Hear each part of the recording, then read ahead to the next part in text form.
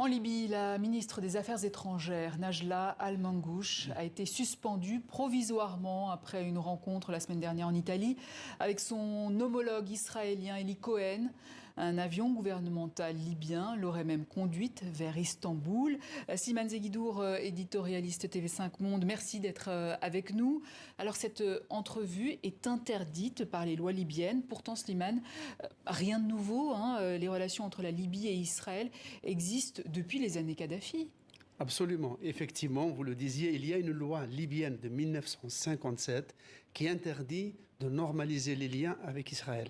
Cela n'a pas empêché la Libye, paradoxalement, d'être presque un pays leader dans le rapprochement avec Israël, puisque dès 1993, le 31 mai exactement, le colonel Kadhafi avait défrayé la chronique, notamment arabe, en envoyant 200 pèlerins libyens via l'Égypte qui sont allés jusqu'à Jérusalem, et cela devait ouvrir la voie à des rapports beaucoup plus profonds.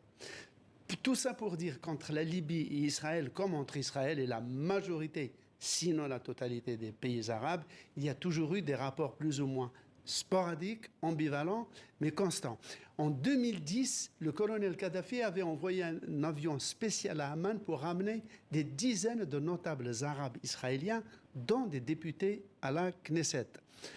Il avait même proposé aux Palestiniens et aux Israéliens de créer un État binational commun qu'il avait baptisé Isratin, c'est-à-dire mélange d'Israël et de Palestine.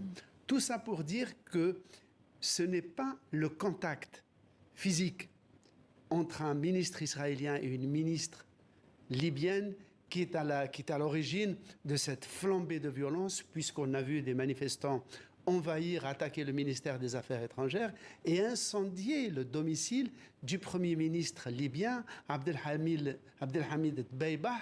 Mais comment expliquer alors cette colère des manifestants à Tripoli et dans d'autres villes libyennes? Et dans d'autres villes, oui. Et le Premier ministre a dû, voyant la réaction totalement inattendue, parce qu'il y a la Libye croule sous les problèmes, croule sous la division de son pays en deux, croule sous le poids et la férule d'innombrables milices, et surtout croule face à un horizon complètement bouché. Eh bien, la révolte de la population, c'est pourquoi vous voulez normaliser avec Israël, alors que vous normalisez même pas avec l'autre moitié de la Libye qui divise le pays, parce que Benghazi, symptomatiquement, n'a pas protesté contre cette visite. Oui.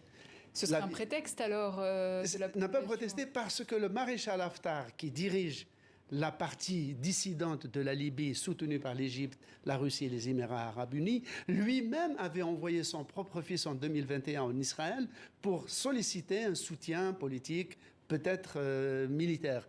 Tout ça pour dire que les deux parties cherchent à complaire aux États-Unis, à rentrer dans ce groupe des accords d'Abraham qui a déjà vu le Soudan, les Émirats, Bahreïn normaliser avec Israël. Donc la population n'est pas contre le fait de normaliser dans l'absolu. Israël, et c'est un fait historique, aujourd'hui n'a plus d'ennemis chroniques dans le monde arabe. Ce que les gens ne veulent pas, c'est comment normaliser avec un État israélien qui normalise même pas sa relation avec le peuple arabe avec lequel il vit au quotidien, c'est-à-dire les Palestiniens. Plus encore, jamais la répression n'a été aussi forte, y compris contre les lieux saints musulmans, contre les chrétiens dans les rues de Jérusalem. Tout cela est documenté. Donc c'était vraiment très maladroit d'essayer de normaliser aux yeux de l'opinion publique libyenne maintenant. Néanmoins, cette réunion, le Premier ministre a beau jeu de dire qu'il l'ignorait, que c'était une réunion totalement fortuite. Il semblerait même qu'il l'ait en fait approuvé, complètement adoubé, sous le contrôle des Américains, en informant les Turcs, qui sont les protecteurs du gouvernement de Tripoli. Elle est à Istanbul actuellement. Elle s'est réfugiée, évidemment, à Istanbul. Donc tout ça reflète beaucoup plus les problèmes internes de la Libye que les rapports sur le plan international entre Israël et la Libye. Éditorialiste TV5 Monde.